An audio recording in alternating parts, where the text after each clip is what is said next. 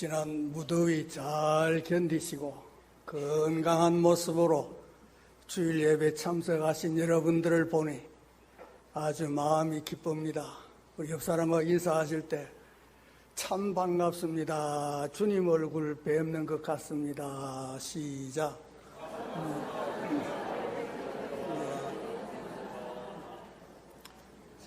우리 15명이 모여서 예배를 드리다가 또 여러분들과 같이 예배를 드리니까 많이 떨립니다.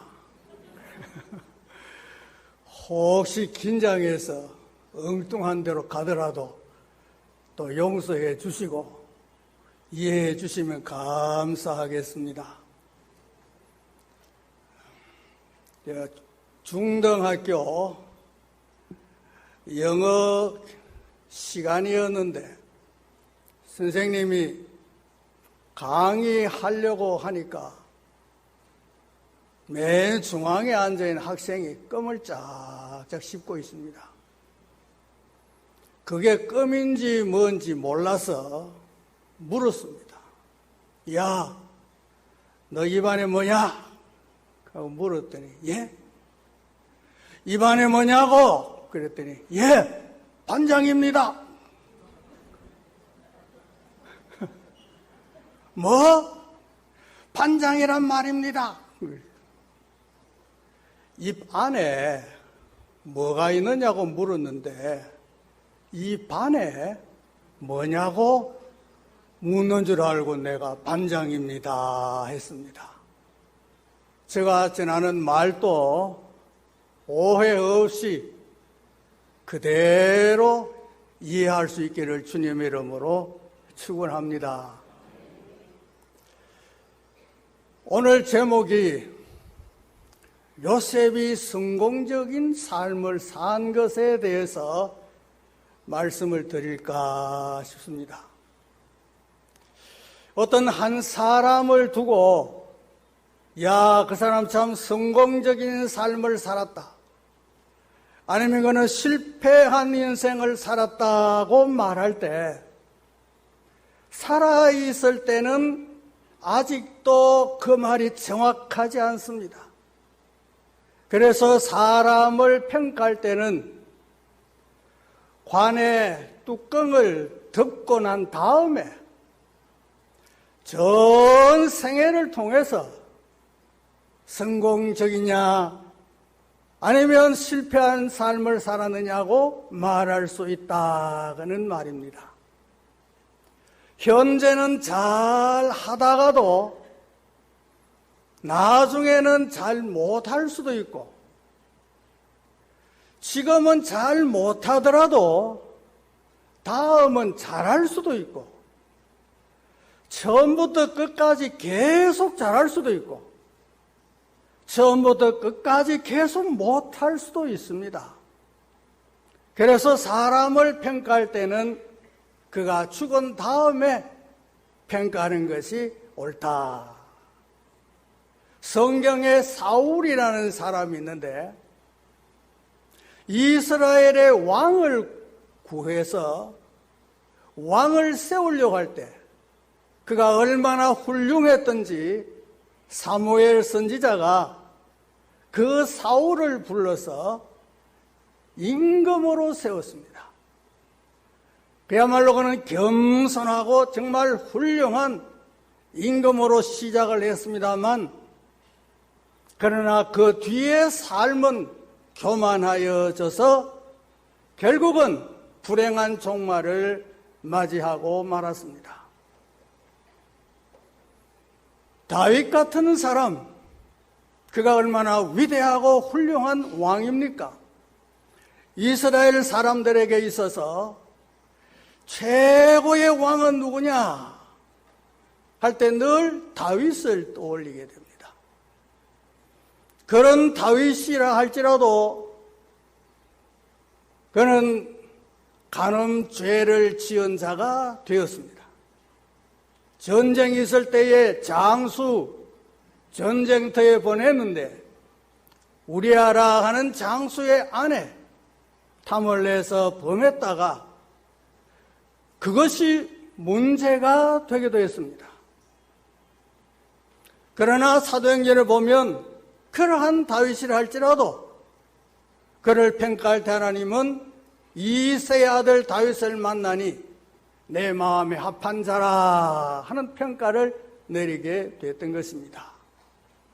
신약의 사울이라는 청년, 그가 얼마나 포악한 사람입니까? 율법에 충실한 사람이었는데 율법을 어긴 자, 예수를 구주로 영접해서 그 신앙을 따라가는 사람들 향하여 분노를 금치를 못했지요. 그래서 자기가 스스로 나는 폭행자요 포악한 자요 하면서 자기 자신의 죄인의 괴수가 되노라고 말했습니다.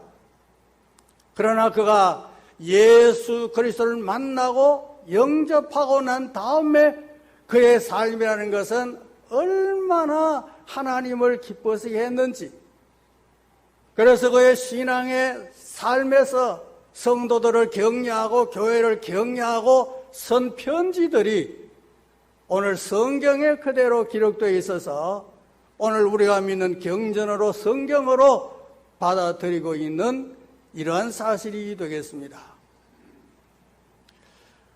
요셉이라는 사람 역시 그의 일생을 통해서 그는 성공적인 삶을 사는 사람이라. 이 사람은 중간에 어떤 다른 길로 갔거나 어떤 범죄를 행했거나 그런 일이 없습니다. 그는 처음부터 마지막까지 성공적 삶을 살았기 때문에 오늘 우리가 성공적 삶을 살기 위해서는 어떤 인물을 본받아야 될까? 요셉 같은 인물을 본받는 것이 좋을 것 같다. 그래서 요셉이 성공적 삶을 살았다면 우리도 요셉과 같이 살아간다고 하면 남은 세월이지만 성공적 삶을 살 수 있을 것이다. 특별히 젊은이들은 이 성공적 삶을 잘 기억해서 이대로 실천하고 행동한다면 인생을 성공적 삶으로 이끌어 갈 수도 있습니다. 앞으로 우리 모든 삶이 우리는 요셉의 성공적인 삶을 본받아서 승리하는 삶, 성공적 삶을 살 수 있기를 주님의 이름으로 축원합니다. 그러면 이 사람은 어떤 삶을 살았느냐? 첫째는 꿈을 꾸고 그 꿈을 버리지 않고 마음속에 간직하면서 어려움을 만날 때마다 이 꿈을 다시 되새기면서 살지 않았을까? 그래서 요셉은 꿈을 가지고 살았던 사람이다. 이걸 말씀드릴 수 있습니다. 어떤 젊은이인데 이제 아들을 낳아서 첫 돌 지나기 전이었습니다. 꿈을 꾸는데 자기 아이의 배꼽이 복판에 있고 한쪽에 일자 한쪽에 오자 쓰여져 있는 꿈이 두 번이나 보입니다. 15라는 숫자가 보입니다. 그래서 이 참 좋은 꿈인 것 같다. 15라는 숫자가 분명히 보인다면 숫자로 출세할 수 있고 성공할 수 있는 그 뭘까? 아, 이건 복권이다. 이 15라는 숫자가 끝자리 15라는 숫자를 사면 되겠구나. 그래서 복권 15짜리 다 사모았답니다. 그런데 이제 발표하는데 보니까 빗나갔어요. 15가 아니고 끝자리가 105였습니다. 지혜 있는 자는 깨달을진저. 중간에 배꼽을 빼먹었어요. 이건 한번 웃고 넘어가자 하는 얘기입니다. 요셉이 얼마나 꿈을 잘 꾸는지 꿈쟁이라고도 합니다. 별명이 꿈쟁이. 사실 요셉은 자기 형들보다도 아버지의 사랑을 독차지했습니다. 형들은 입어보지 못한 채색 옷을 입고 다니고, 그리고 형들에게 있었던 이야기를 아버지에게 다 일러 바치고, 이렇게 해서 그 형들은 요셉을 아주 싫어했습니다. 아버지가 편애한다는 것도 싫어할 뿐만 아니라 자기들에게 있었던 일을 고자질하는 이것이 마음에 들지 않아서 평소에 시기심을 갖고 살았는데, 꿈을 꾸었다고 형들에게 얘기합니다. 형님들, 내가 지난밤에 꿈을 꾸었는데 한번 들어보시겠습니까? 우리가 덜에서 곡식을 수확하는데 곡식 단을 묶는데 내 단은 일어서고 형님들의 단은 전부 내 단을 향하여 전합디다. 그러니까 화가 나가지고 내가 과연 나의 왕이 되겠느냐 이놈아. 그런데 또 한 날은 자기 아버지, 어머니, 형들 다 있는 데서 아버지, 어머니, 형님들 한번 들어보세요. 내가 지난번에 또 꿈을 꿨는데 해와 달과 11별이 나에게 다 절을 합디다. 그랬더니 형들은 시기했지만 그러나 그의 아버지는 그 꿈을 마음에 새겨두었다. 요셉은 평생을 살면서 이 두 가지 꿈을 머릿속에 기억하고 있습니다. 형들이 나중에는 내게 와서 절할 것이고 부모님까지 나중에는 나에게 와서 나의 지시를 받으면서 살게 될 것이다. 하나님 미래에 일어날 일을 꿈을 통해서 보았기 때문에 그는 이 꿈을 마음에 늘 간직했을 것입니다. 그래서 형들의 미움을 받아서 팔려갈 때 형들에 대해서 어떤 생각을 했을까? 내가 지금은 비록 팔려가지만 나중에는 형들이 내게 와서 절할걸요. 저 보디발 집에 종살이 하면서도 내가 지금 비록 종살이 하고 있지만 나중에는 우리 온 가족이 다 와서 내게 절할 거요. 감옥에 들어가 고생하고 있지만 이 꿈을 생각하면서 늘 희망을 갖지 않았을까 하는 생각이 듭니다.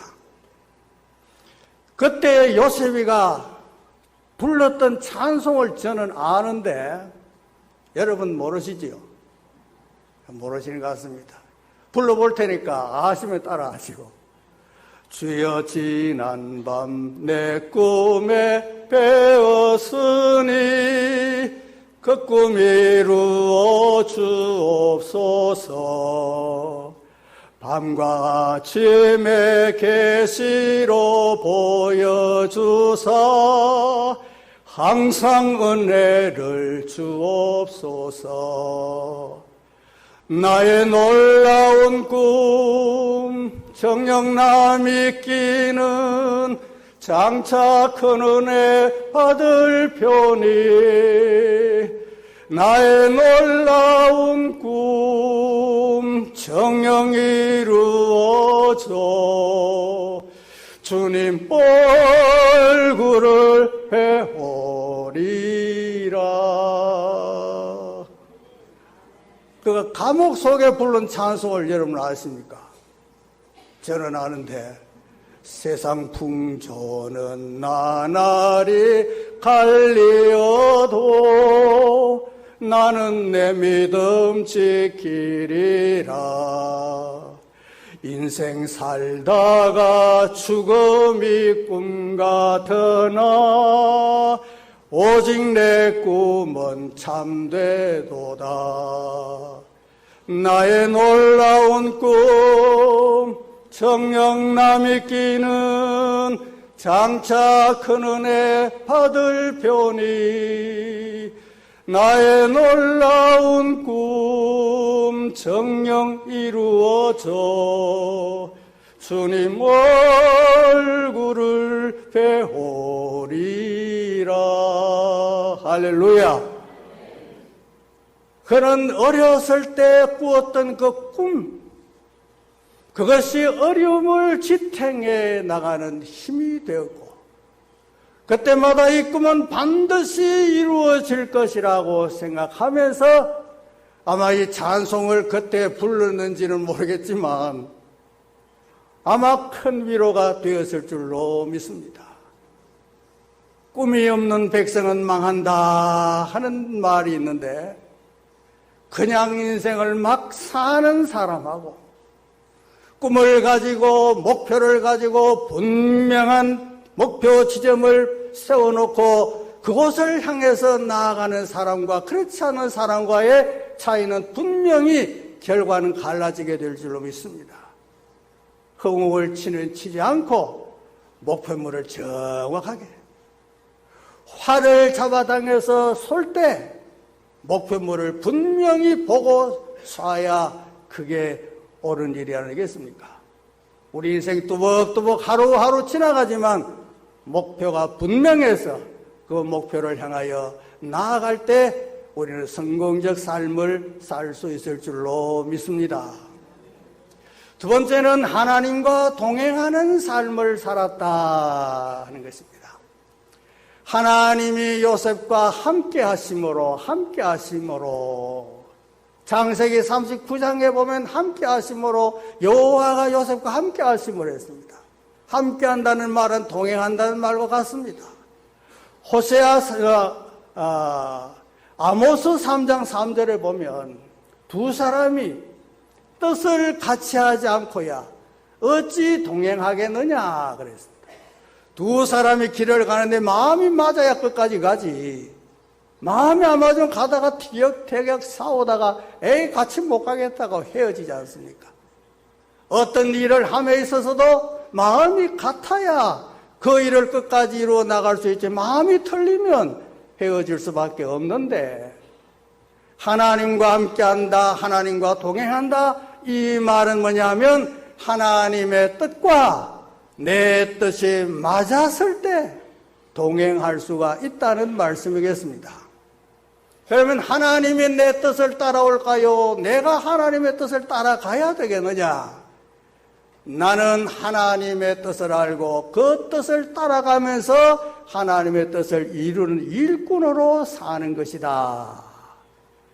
그래서 요셉이 하나님께서 함께 하셨다는 말씀 거기에 보면 하나님이 요셉과 함께 하심으로 요셉이 보디발의 집에 팔려가게 됐다. 그거 악한 주인 집에 가지 않고 그 나라의 아주 고관 대작 집에 종으로 갔다는 것은 여러분 대단한 일임을 믿으시길 바랍니다. 사람의 출세하고 출세하지 못하는 것은 누구와 만나느냐에 따라도 큰 영향이 있습니다. 종으로 팔려가서 아주 형편없는 집에 들어갔다면 어떻게 되겠습니까? 그러나 고관 대작집, 그 보디발이라 하는 7위대장 집에 팔려가서 거기 종살이 하는 것은 하나님이 함께 하심으로 그가 형통하게 되었노라고 말하고 있습니다. 보디발도 요셉을 가만히 보니까 보통 사람 아닙니다. 그래서 뭘 봤느냐? 요셉의 저놈은 우리 집에 종살이 하지만 하나님이 함께하고 계시구나 하는 것을 봤다고 하지 않습니까?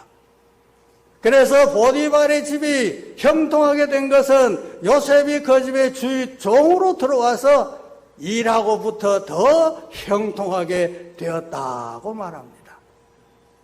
그리고 그가 감옥에 갔는데도 하나님이 거기도 함께 하셔서 간수의 마음을 잘 협조하도록 움직여서 요셉을 협조하도록 이렇게 해서 하나님이 함께 하심으로 주님과 동행함으로 여러분 내 꿈이 아무리 좋아도 내 목표, 내 희망, 내 야망이 아무리 좋아도 하나님과 함께하지 않고는 성공할 수가 없습니다.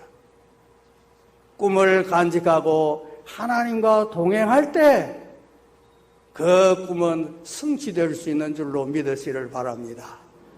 주님과 함께 가는 것은 참 즐겁습니다. 주와 함께 길 가는 것 즐거운 일 아닌가. 우리 주님 걸어가신 발자취를 밟겠네. 한 걸음 한 걸음 주 예수와 함께 날마다 날마다 우리 걸어가리. 오늘 내 독창 대회하는 것 같습니다. 주님과 함께 가는 길은 즐거웁니다.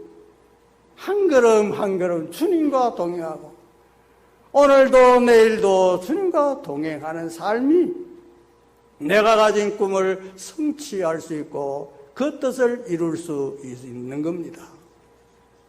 그런데 이상한 것은 요셉이 하나님과 함께함으로 그가 형통한 자가 되었다. 그가 형통했다고 말합니다.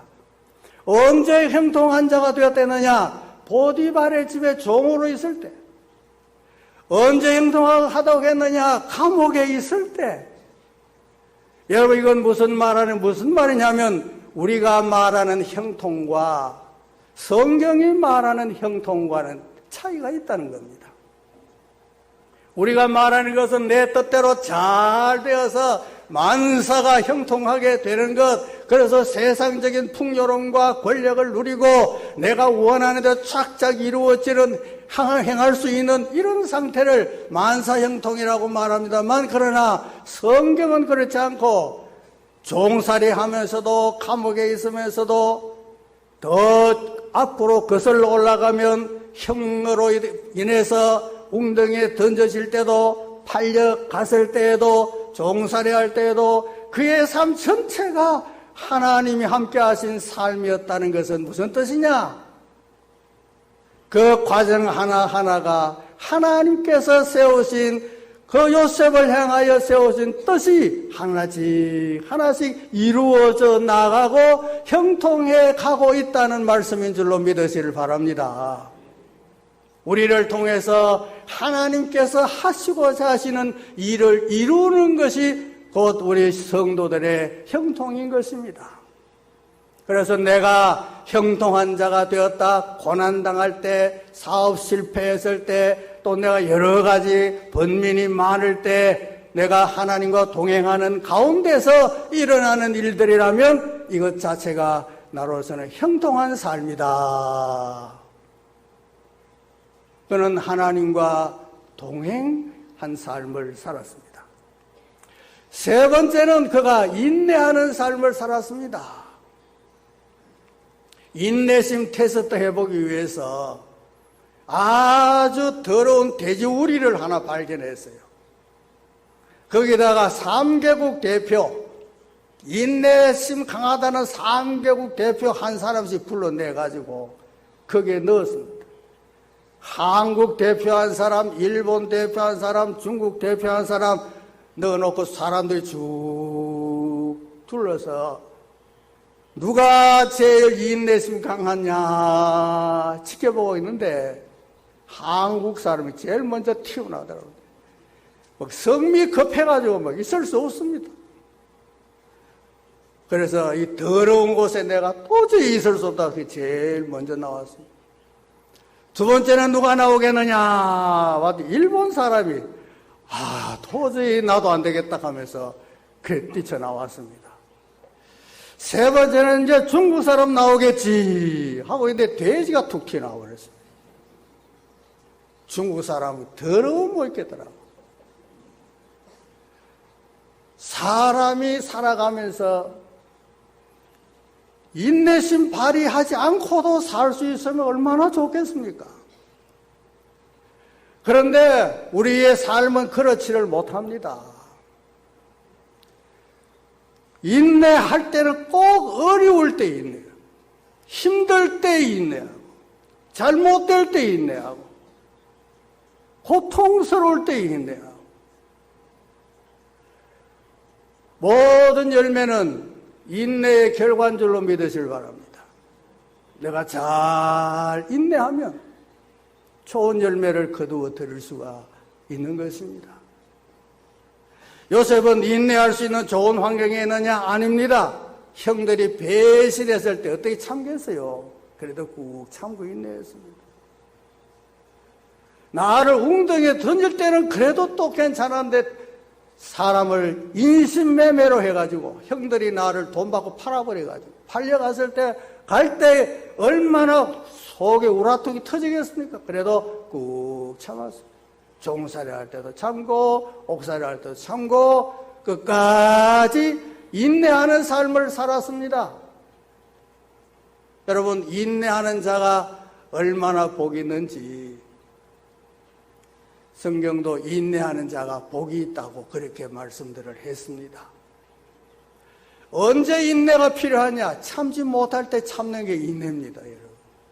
잘 참아질 때야 뭐 괜찮은데 참지 못하겠다, 그때가 비로소 인내심을 발휘할 때인 것입니다. 끝까지 인내하는 자가 마지막 영광을 차지할 수가 있다고 하는 것입니다. 미국의 자동차 왕 헨리 포드가 있습니다. 포드 회사. 이 포드가 처음에는 어디서 직장생활을 했느냐? 에디슨이 만든 전기회사의 직원으로 채용됐습니다. 그래서 거기서 일하면서 배우면서 한 가지 질문했습니다. 에디슨 만나려면 일반 사원으로서는 좀 만나기 힘든데 억지로 요청해서 그 에디슨을 만났습니다. 한 가지 질문했습니다. 질문하겠습니다. 그래 한번 해봐라. 가솔린 가지고 기계를 돌릴 수 있을까요? 에디슨은 가능하지. 한번 해봐라. 그랬어요. 1년 연구해도 안 되고 2년, 3년 연구해도 안 됩니다. 7년까지 연구해도 또 안 됩니다. 가솔린 가지고 기계를 돌린다. 분명히 발명의 왕 에디슨은 된다고 했는데 여기서 낙심할 수 없이 또 해보자. 그래서 드디어 성공했습니다. 그것이 13년 만에 성공해서 자동차 엔진을 만들어냈습니다. 이건 인내가 아니고는 할 수 없는 일이에요. 믿음이 아니고는 반드시 된다는 믿음 아니고는 할 수 없는 일인 것입니다. 요셉은 꿈을 꾸었습니다. 그리고 그는 하나님과 동행했습니다. 반드시 이루어질 것이라는 믿음을 가졌습니다. 그러기에 그는 종살이를 해도 억울한 누명을 썼을 때도 감옥에 가서 생활할 때도 감옥에 살던 한 사람이 내가 나가면 곧 나오게 해줄게 했는데 뭐 잊어버리고 지내도 그럴 끝까지 인내했습니다. 결국 드디어 발탁이 돼서 총리의 자리까지 오르게 되지 않겠습니까? 괴로운 일 당해도 낙심 말아라. 영원한 주 능력이 나를 붙드네. 예수 내 친구 날 버리지 않네. 온 천지는 변해도 날 버리지 않네. 끝까지 버리지 않아서 그것을 믿었기 때문에 인내하고 또 인내하고, 아무리 힘들어도 하나님은 나를 버리신 것이 아니라 하나님의 뜻을 이루어가는 과정이다. 이래서 인내를 끝까지 해서 성공적인 삶을 산 사람입니다. 네 번째는 어떤 삶을 살았느냐? 최선의 삶을 살았다. 최선이라는 말이 뭐냐? 사전을 찾아보니까 아주 좋고 훌륭함, 그래. 아주 좋고 훌륭함. 최선의 반대말은 뭐냐? 최악인 것입니다. 요셉은 어떤 삶을 살았느냐? 최선의 삶을 살았습니다. 이건 언제 그것이 증명이 됐느냐? 총리가 되고 나서 그 증명이 됐습니다. 이건 무엇을 말씀하느냐 하면 자기 마음대로 할 수 있을 때 내가 어떤 삶을 선택해서 사느냐, 이게 중요한 겁니다. 지금 요셉은 총리가 됐습니다. 애굽의 총리라는 것은 그 당시에 세계에 힘 있는 사람이라고 할 수 있습니다. 권력이 있습니다. 명예도 있습니다. 부도 같이 따라올 수 있습니다. 이제 요셉이 자기 마음대로 할 수 있는 사람입니다. 그런데 여기에 최악의 삶을 산다고 하면 어떤 삶이 먼저 기억나겠습니까? 형들을 다 불러가지고 과거에 날 배신했지요. 웅덩이에 너가 죽도록 했지요. 사람을 물건 취급해서 나를 팔았지요. 그래서 애굽에 와서 이런 고생하게 만들었으니까 형들을 불러가지고 엄벌을 처할 수 있었을 것입니다. 또 그가 자기 자신의 개인의 어떤 부를 축적하려고 하면 총리 자리에 있을 때 7년, 풍년 들었을 때 그 모든 곡식을 다 거두어가지고 자기 곳간에다가 차곡차곡 쌓아두었을 것이고 7년, 흉년 왔을 때 기업들이 막 넘어갈 때 헐값으로 그 곡식 가지고 돈 가지고 전부 사들여가지고 전체 자기 개인 소유화해가지고 막 권력과 부귀 영화를 다 누릴 수 있도록 자기를 위해서 할 수 있습니다. 그러나 그 힘을 가지고 최악으로 산 것이 아니고 최선을 행했습니다. 형들이 자기를 보복하여 자기를 두려워했습니다. 과거에 자기들이 한 일이 있으니까 아마도 동생 저놈이 저 권력을 가지고 우리를 보복하고 못 살게 구울 것이다 벌벌 떨 때 용서해 주었습니다. 형들이여 두려워하지 마소서. 내가 여기 팔려온 것은 형들이 판 것이 아니고 하나님께서 오늘 이 날이 있도록 하기 위해서 하나님이 하신 일이니까 형들은 잘못 하나도 없습니다. 형님들 안심하소서. 그리고 자기 아버지가 세상 떠났을 때 이제는 그때는 아버지 때문에 참고 있는데 이제 아버지가 돌아가셨으니까 더 불안에 난리칠 때 형들이여 불안해하지 마소서. 내가 당신들뿐만 아니라 당신들의 가족까지도 내가 다 먹여 살리고 돌봐주고 할 테니까 걱정하지 마소서. 이게 최선의 삶인 것입니다. 여러분, 오늘날 힘 있는 자들이 최선의 삶을 안 삽니다.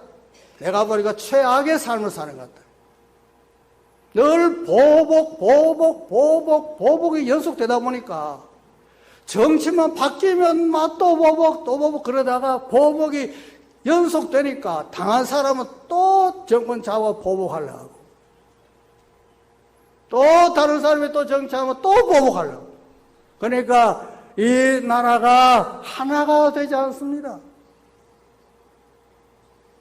권력 있는 사람이 최선의 정치를 해야 되는데 최악의 정치라고 그랬어요.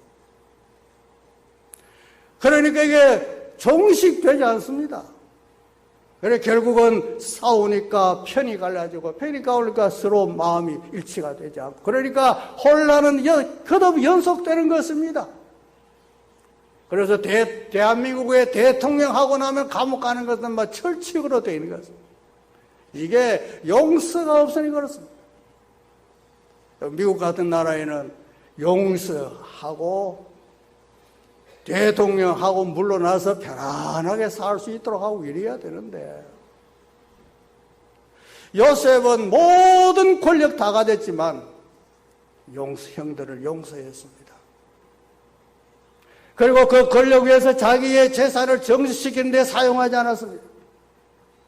잘 농사 지은 것을 7년 동안 모아가지고 각 지역마다 창고 다 넣어놓겠다가 흉년이 왔을 때 창고의 문을 열어가지고 닭을 방출시켜서 먹고 살 수 있도록 만들어서 외국에도 소문이 나가지고 그래서 요셉의 형들이 소문 듣고 곡식 얻으려고 왔지 않습니까?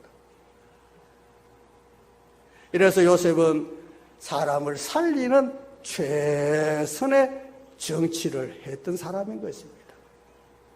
이 점에 있어서 우리는 본받아야 되겠습니다. 우리나라의 정치가 보복 없이 그냥 맡겨진 삶을 국민을 위해서 최선을 다하다가 임기 마치면 자연스럽게 내려가서 편안하게 살 수 있는 이런 나라가 됐으면 얼마나 좋겠느냐는 겁니다. 누군가는 한번 큰 마음을 품고 용서의 정치를 하고 화합의 정치를 해서 대한민국이 계속 이어져 간다면 얼마나 백성이 행복하겠습니까? 요셉 같은 이런 정치가 나타나야 되지 않을까. 오늘 우리가 요셉의 성공적인 삶은 어떤 것이냐? 꿈을 가져야 되고 그 꿈을 가지고 하나님과 동행하면서 일상생활을 할 뿐만 아니라 그 과정에서 수많은 어려움이 있다고 낙심하지 말고 인내 잘 하면서 꿈이 성취되었을 때 최선의 삶을 살 수 있도록 하는 것이 우리가 배워야 할 성공적 인생의 삶인 줄로 믿습니다. 기도하겠습니다.